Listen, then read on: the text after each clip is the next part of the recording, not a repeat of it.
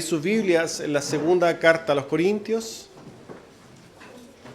en su capítulo 6, segunda epístola a los Corintios, su capítulo 6. Hoy día vamos a estar leyendo solamente 2 versículos. Segunda Corintios 6, versículos 1 y 2. Dice así la palabra del Señor.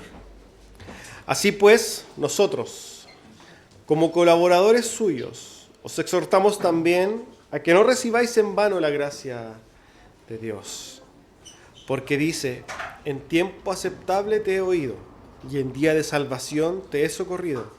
He aquí ahora el tiempo aceptable, he aquí ahora el día de salvación. Tomen asiento, amados hermanos.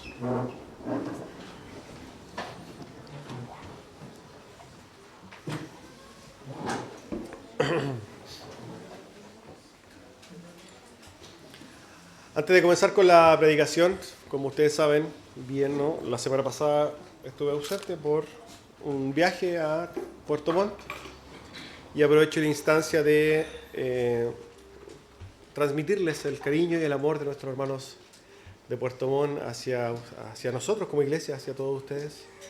Así que cumplo con manifestarnos estos saludos fraternos, también de algunos hermanos de la iglesia de Temuco que también estuvieron con nosotros. Amén. Bueno, en cuanto a nuestros anuncios, recordamos que los días miércoles tenemos culto de oración, a los cuales están todos cordialmente invitados. El día viernes también estamos estudiando el libro de los Salmos, es un estudio precioso. Venga a los estudios del día viernes a las 8. Y el día de hoy, ¿no? El día domingo es un día glorioso, el día de nuestro amado Señor. Así que dejamos cordialmente invitados a cualquiera de nuestras actividades. Dicho eso, hermanos, vamos a el sermón del día de hoy. Como ya lo han visto, quizás publicado, el título del sermón es He aquí el día de salvación. A modo de contexto, ¿no? Estamos introduciéndonos a este capítulo 6. De la segunda epístola del apóstol Pablo a los Corintios.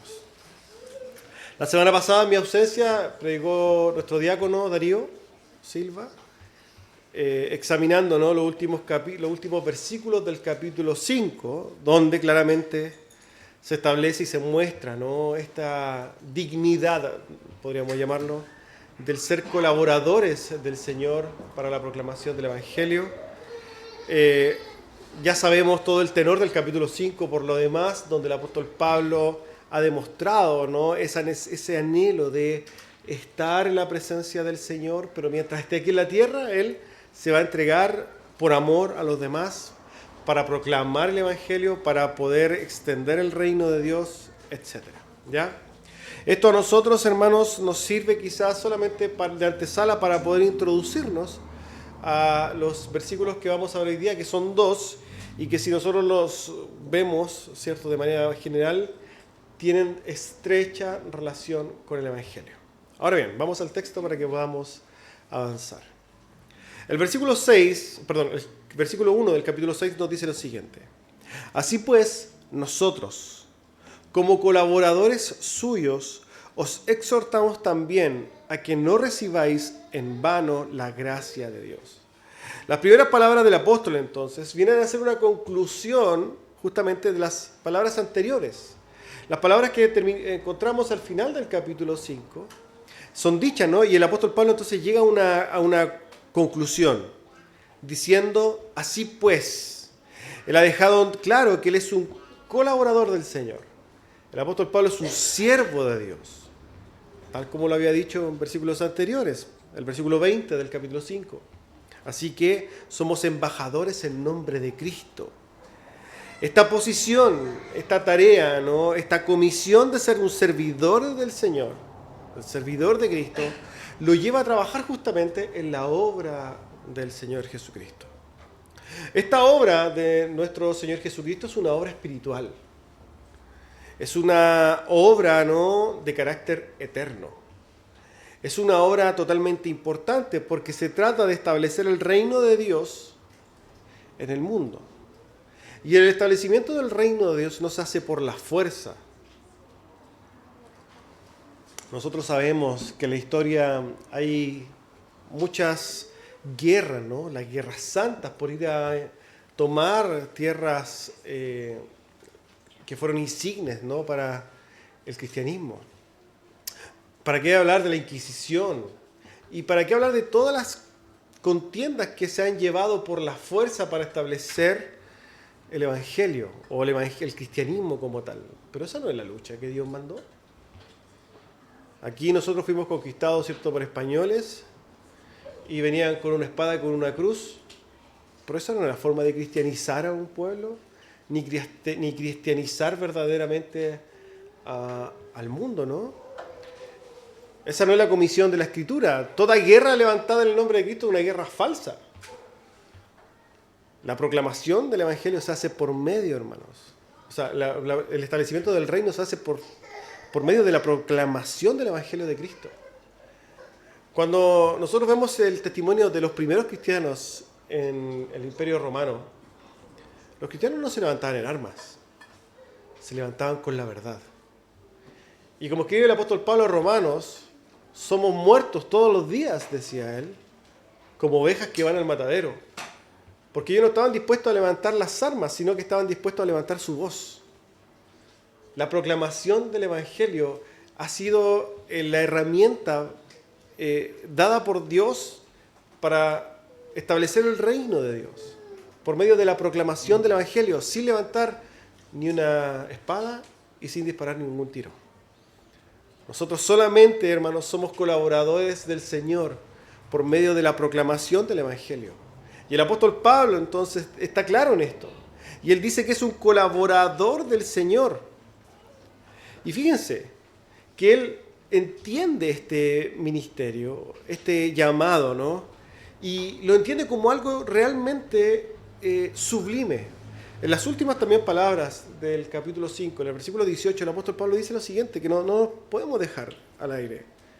Esto proviene de Dios, dice él, quien nos reconcilió consigo mismo por Cristo y nos dio el ministerio de la reconciliación. Hermanos, el apóstol Pablo entiende que lo que él recibe de Dios es un ministerio, un servicio glorioso, sublime, grande, ¿no? Podríamos decir, la comisión o el trabajo más importante que nosotros podríamos quizás pensar en obtener. El propósito mayor. Y es más, hermanos, nosotros tenemos que entender algo. Esto no es algo exclusivo del apóstol Pablo, es para todos los creyentes. Cada uno de nosotros podemos y debemos ser colaboradores de Dios. Cada uno de nosotros tenemos el ministerio de la reconciliación. Cada uno de nosotros tiene la tarea de establecer el reino de Dios por medio de declarar sus verdades. Cada uno de nosotros tiene el llamado ¿a qué? A proclamar el glorioso evangelio de nuestro Señor Jesucristo. ¿Qué dice ese texto conocido de la primera carta de Pedro? Capítulo 2, versículo 9. ¿Qué dice el apóstol Pedro ahí? Ustedes son linaje escogido. Son un sacerdocio especial, una nación santa. Pero tienen una misión. Ir y proclamar las virtudes de aquel que los llamó desde las tinieblas a su luz admirable. Esa, hermanos, ese es el propósito de aquellos que son justamente también pasados de tinieblas a su luz admirable. Yo quiero que mediten esto. ¿Usted ha sido pasado de las tinieblas a la luz admirable de Dios? ¿Es usted uno de los rescatados de Dios? Estaba muerto usted en sus delitos y pecados, condenado a una eternidad en el infierno. Estaba condenado, ¿cierto?, ante Dios. Y ahora vive y puede ver la gloria y resplandece la luz del Evangelio en su corazón. ¿Y usted hoy día tiene vida nueva? ¿Usted ha pasado de las tinieblas a esa luz admirable?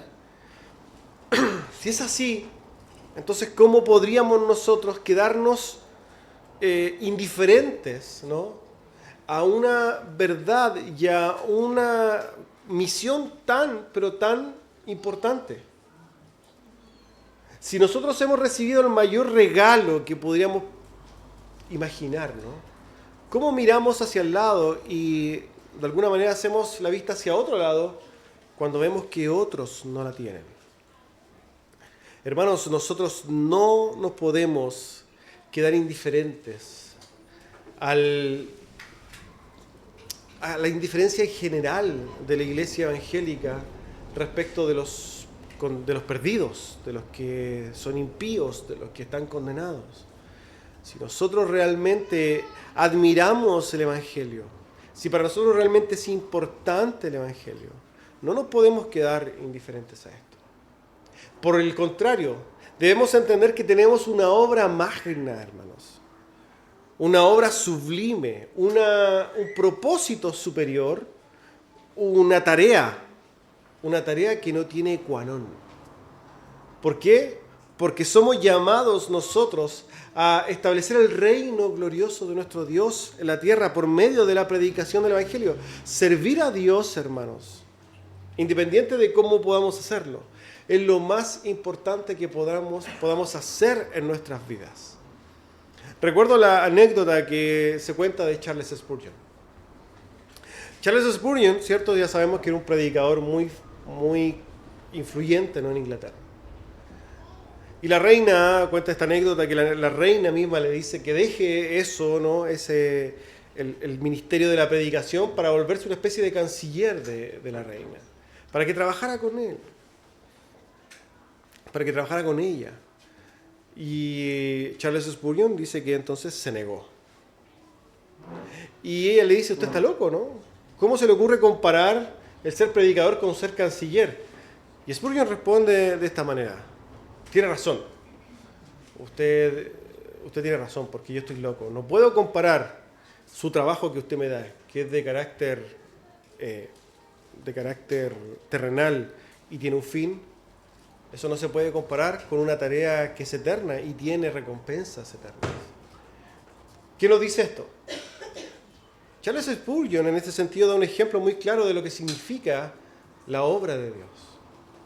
Y el honor sublime que implica, ¿no?, tener una tarea de carácter espiritual y eterna.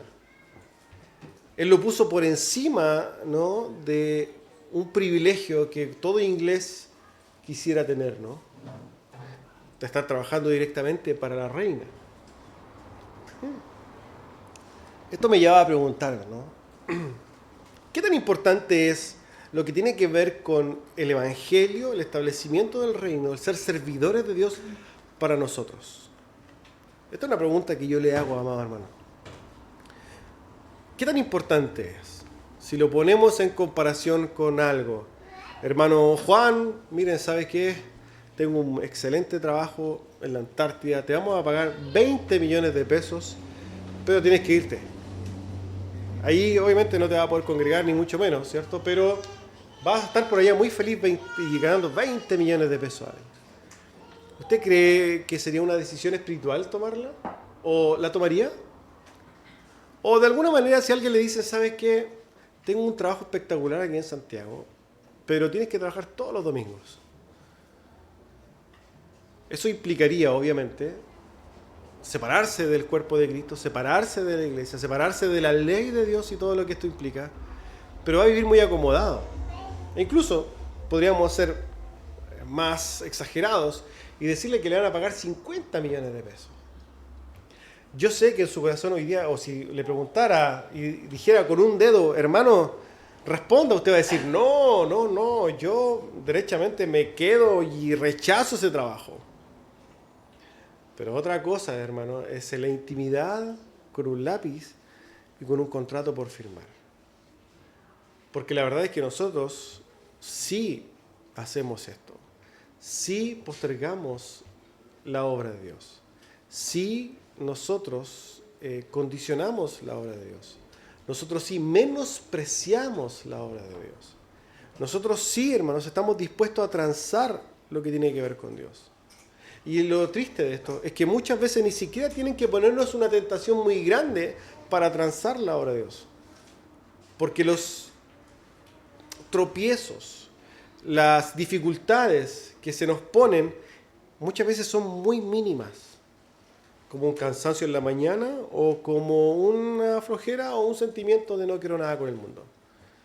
Hermanos, tenemos que meditar en qué estamos pisando nosotros. ¿Cuál es nuestro fundamento? ¿Dónde está nuestra roca? ¿Cuáles son las verdades que derechamente nos sostienen? Y tenemos que pensar respecto a esto derechamente relacionado con la fe que profesamos. Porque, hermanos, usted puede tener un trabajo muy lindo, una carrera hermosa, puede tener una especialidad muy, muy linda, ¿no? Muy bella, puede tener muchas ideas, puede ser un poeta, puede ser lo que sea. Pero si hay algo que nosotros tenemos en común, es que tenemos en común algo que debe ser lo más importante para todos nosotros. Lo relacionado con Dios. Una comisión que apunta a Dios. Y justamente tiene que ver con esto, hermanos. Con servir a Dios. Para el apóstol Pablo, servir a Dios era un privilegio. Y yo quiero preguntarte, hermanos, ¿qué significa para ti servir a Dios? O sea, lo primero que quiero preguntarte es, ¿sirves a Dios? Esto es lo primero. Porque lo primero, y ojo con esto, que no significa que aquí en la iglesia sirve solamente el pastor, el diácono y el que hace el aseo. Hay muchas formas de servir. Tú sirves a Dios. Recordemos que se sirve a Dios sirviendo a la iglesia, sirviendo también al establecimiento del reino de Dios. ¿Es algo que está en tu mente, hermano? ¿Es algo que es una preocupación en tu vida espiritual? Algo que deberíamos nosotros meditar. Para el apóstol Pablo era su máxima comisión. Y sabemos que tal como lo hicieron muchos hermanos en la fe, terminó entregando su vida por esa comisión. Terminó entregándose derechamente por la gran comisión que tenía. El apóstol Pablo podría haber negado a Cristo, hermanos, y hubiera vivido unos cuantos años más. De hecho, si el apóstol Pablo hubiera dicho, no, yo sigo mi camino porque tengo que hacer carpa y ahora tengo un proyecto de carpa muy grande. Firmé, ¿cierto?, con una compañía de carpas y ahora voy a hacer carpas para hacerme millonario. Perfectamente hubiera vivido unos cuantos años más y se hubiera ahorrado unos cuantos azotes, ¿cierto? Se hubiera ahorrado unas cuantas apedreadas también, unos golpes, un linchamiento y un montón de cosas. Pero no. Él estuvo dispuesto a sufrir todas esas cosas, incluso que su cabeza fuera derechamente sacada, podríamos decir. ¿Por qué? Porque él tenía una comisión más grande. Una comisión sublime. Él tenía una comisión gloriosa y él lo sabía. Y yo espero que nosotros también lo tengamos, hermanos. Que entendamos que si estamos en este lugar y estamos apartando un tiempo el día domingo o el día del Señor lo estamos apartando, no es para tener un cristianismo accesorio de nuestras vidas, sino que debe ser el centro de nuestras vidas. Algo que determina nuestras decisiones. Algo que determina realmente lo que nosotros hacemos y lo que nosotros estamos construyendo. Porque nosotros construimos, hermanos. Pero yo te pregunto, ¿qué estás construyendo? Lo que construyamos, hermanos, se va a acabar. Proyecto que hagamos, nuestros negocios, nuestras casas, la parcela en el campo, la casa en la playa, todas esas cosas nos van a tener, en unos 50 años más van a ser de otras personas. No sirve construir para esas cosas. No nos sirve perder el tiempo en esas cosas, hermanos. Ocupemos nuestras energías en cosas que son eternas. El apóstol Pablo lo hacía. Ahora bien, el apóstol Pablo entonces, desde su posición de colaborador de Dios, ¿cierto? Él estableció esto. Como colaborador de Dios, ahora él lanza a los corintios, y obviamente a todo aquel que oye, una exhortación. Esta exhortación es más bien un ruego. Él hace un ruego y les dice, no recibáis la gracia de Dios en vano. Aquí, hermanos, quiero hacer una pausa porque para entender realmente lo que el apóstol Pablo quiere decir, tenemos que entender a qué se refiere con gracia. Cuando nosotros le preguntamos a cualquier evangélico qué es la gracia, va a responder un regalo inmerecido, ¿cierto? Está bien. Pero aquí el apóstol Pablo está hablando de la gracia como una gracia, pero ¿a qué se referirá la gracia? Cualquier regalo de Dios para nosotros es una gracia. ¿A qué se referirá el apóstol Pablo entonces con esta gracia? Yo creo que en el texto alguien podría interpretar y podría hablar de dos cosas. En primer lugar, se podría entender la gracia como la salvación de Dios. No reciban la salvación de Dios en vano. Pero aquí hay un problema en esto. ¿Por qué? Porque si nosotros entendemos la gracia como la salvación de Dios, como si el apóstol Pablo dijera, no recibáis la salvación en vano, nosotros podemos entonces decir que la salvación se envanecería y por tanto alguien podría decir, ¿no es que la salvación se pierde? Bueno, la verdad es que no, ni el texto nos guía a eso, ni toda la Biblia nos diría y apoyaría tal cosa, ¿no? La salvación no se pierde. Aquí no está hablando de la salvación propiamente tal, pero está hablando de algo muy parecido. Por otro lado, ahora entonces podemos entender que la gracia debe entenderse como la salvación de Dios que se hace manifiesta en el mensaje del Evangelio. En otras palabras, lo que está diciendo el apóstol Pablo es, no reciban la palabra de Dios, el Evangelio de la salvación, en vano. Yo les ruego que ustedes no reciban el mensaje de la predicación que yo como siervo de Dios les he dado, que ustedes no la tomen y que sea vana. Eso es lo que está diciendo.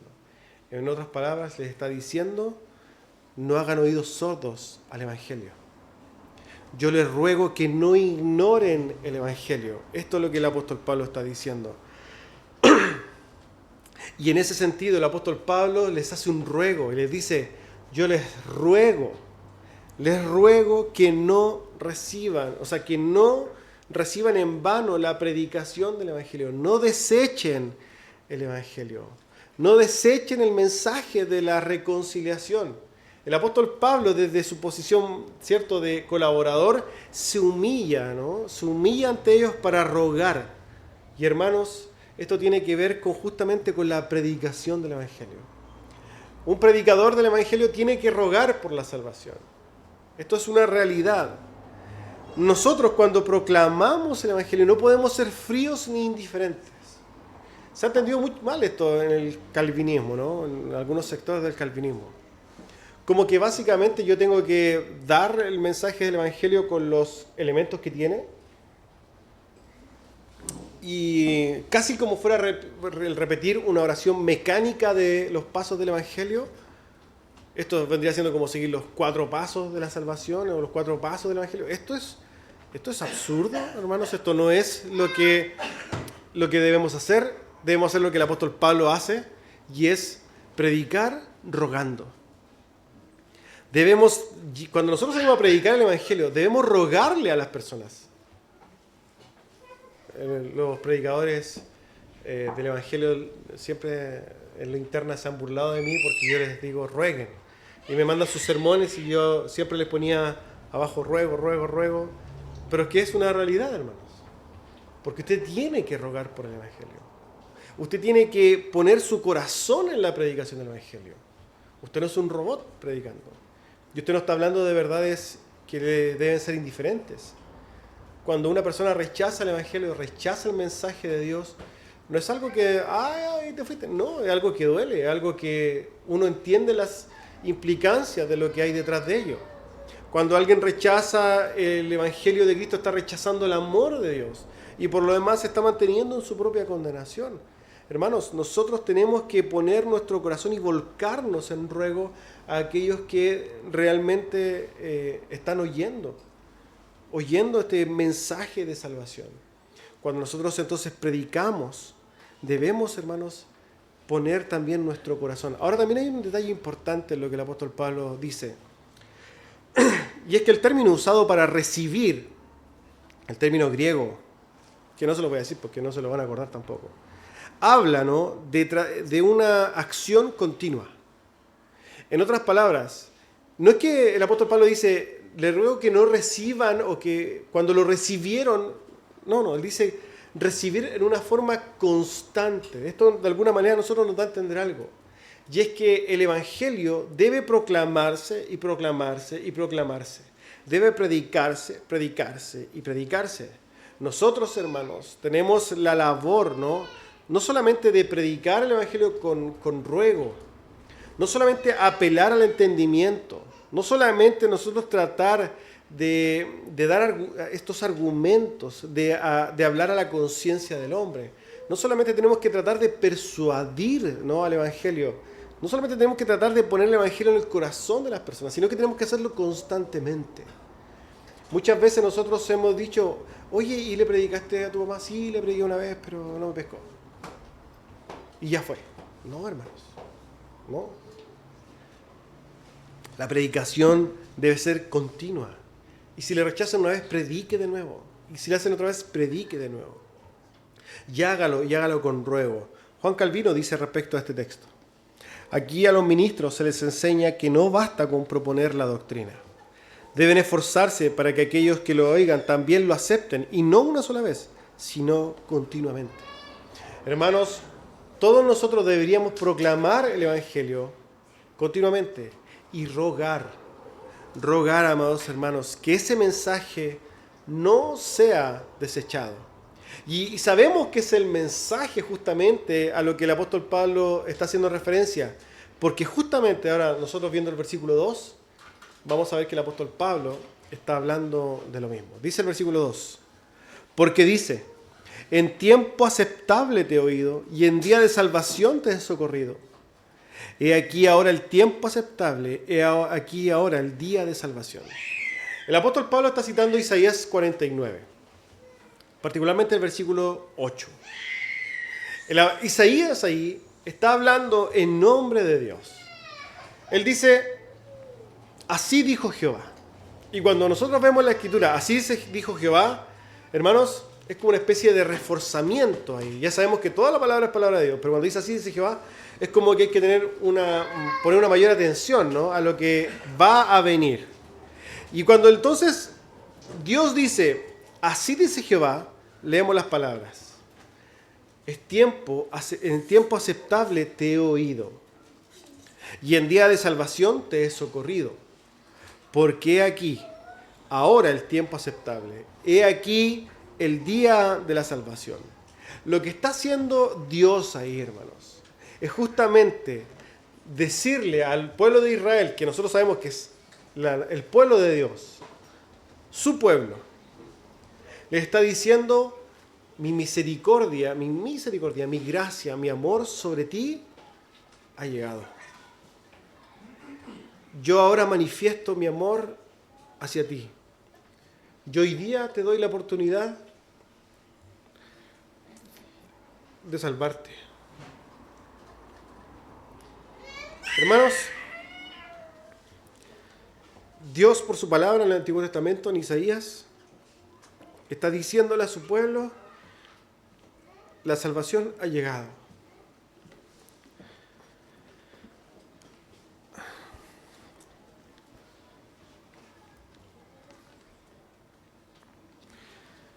La manifestación del amor de Dios ahí, hermanos, es clarísima.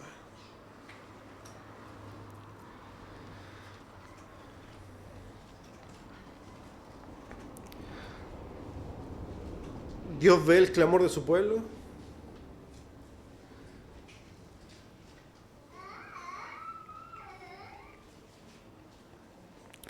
Dios ve el dolor de su pueblo y lo que hace entonces es traer palabras de esperanza.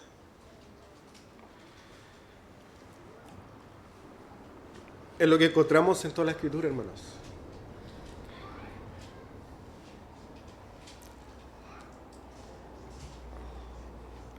Cuando vamos a la Escritura, encontramos continuamente el amor de Dios hacia nosotros.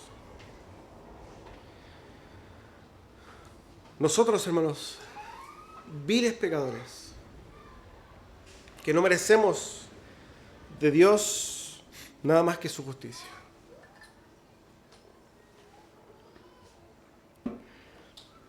Vemos el texto como este, como Dios entonces abre las puertas para la salvación.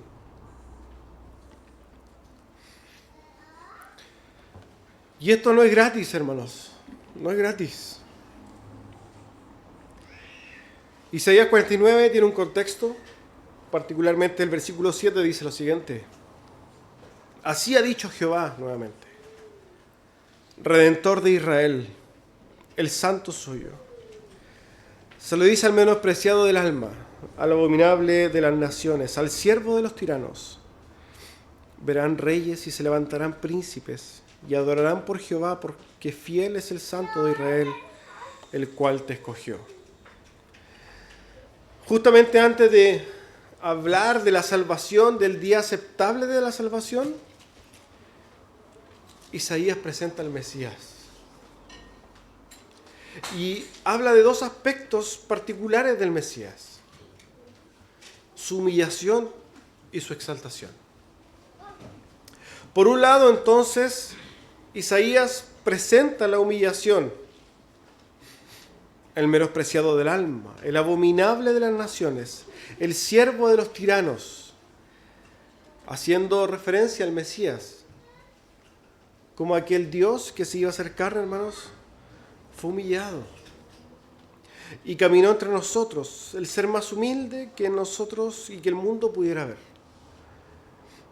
Nuestro amado Señor Jesucristo, quien se humilló. Filipenses 2, un texto conocido, podríamos decir, un texto insigne, gracias hermano, un texto insigne de el testimonio, ¿no?, de la humillación de Cristo.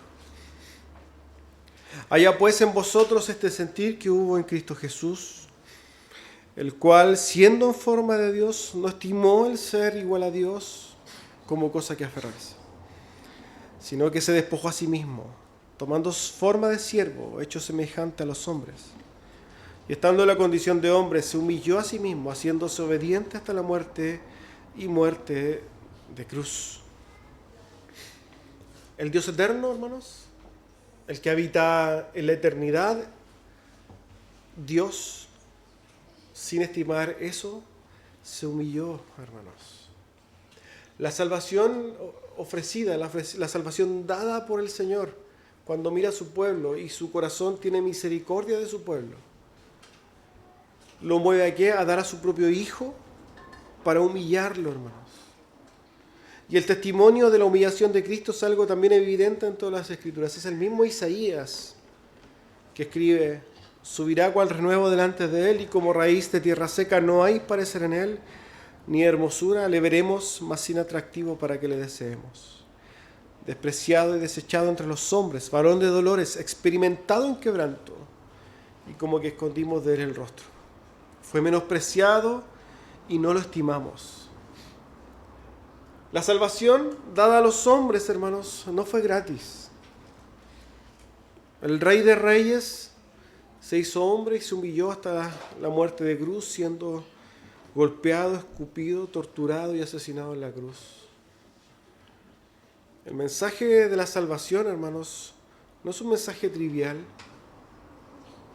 No podemos ser indiferentes al Evangelio. No podemos nosotros pensar que esto no importa. No puede no ser parte de nuestra vida. No puede no ser parte central de lo que nosotros conversemos.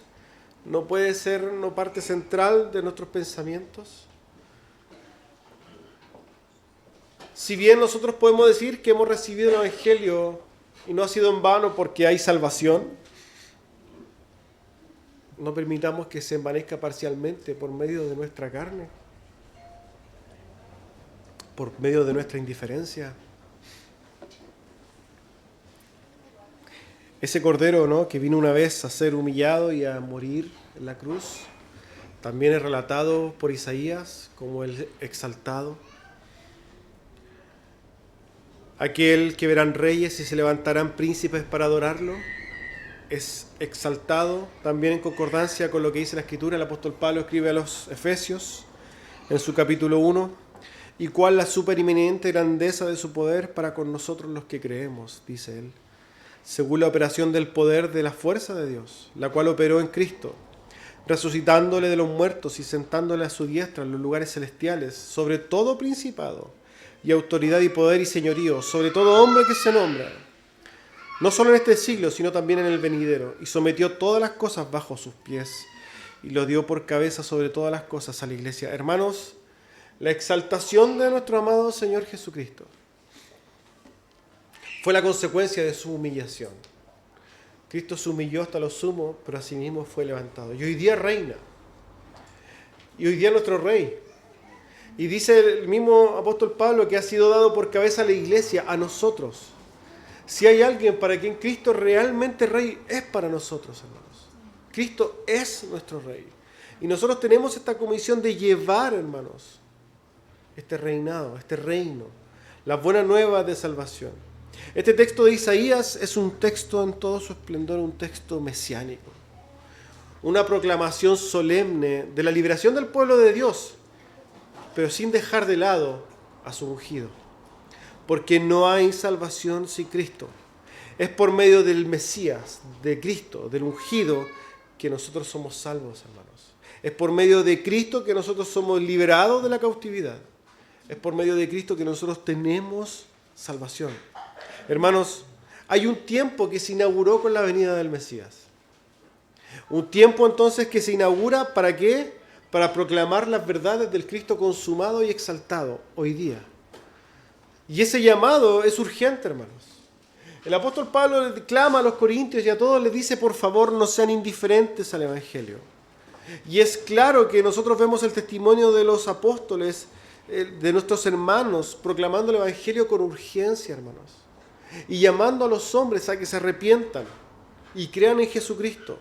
La urgencia es tal, y para todos, hermanos, el llamado es tan urgente y tan importante, que para aquel que no cree en Jesucristo, el llamado para que crea es hoy. El tiempo límite es hoy día. La hora, el tiempo aceptable de salvación es ahora. Dios ha manifestado su amor y misericordia y nosotros lo proclamamos por medio del Evangelio. Y hermanos, roguemos para que no sea rechazado. El tiempo para que la luz del Evangelio resplandezca, trayendo a personas desde la muerte hacia la vida y desde las tinieblas a su luz admirable. Es hoy día. No olvidemos, hermanos, y no olvide el hombre que está afuera, que su encuentro con Dios es inevitable. Nosotros tenemos esa misión. Y hermanos, ¿acaso no hay gozo cuando un alma llega a Cristo, a los pies de Cristo? ¿Acaso no es glorioso cuando por medio de la predicación un alma es rescatada? Hermanos, esa es la urgencia que hoy día tiene la predicación del Evangelio. Como dice Hebreos, está dictaminado, está establecido para el hombre, que muera y venga el juicio. Yo ruego, hermanos, que cuando venga ese tiempo todos nosotros no hayamos rechazado el Evangelio. Y que la proclamación, que la gracia de Dios no haya sido dada en vano. Espero, hermanos, que nosotros tengamos una comunión eterna con el Señor, verlos a todos en los cielos. Pero si eso es así, entonces, hermanos, nosotros no podemos ser indiferentes al mensaje de la cruz. Amén. Vamos a orar.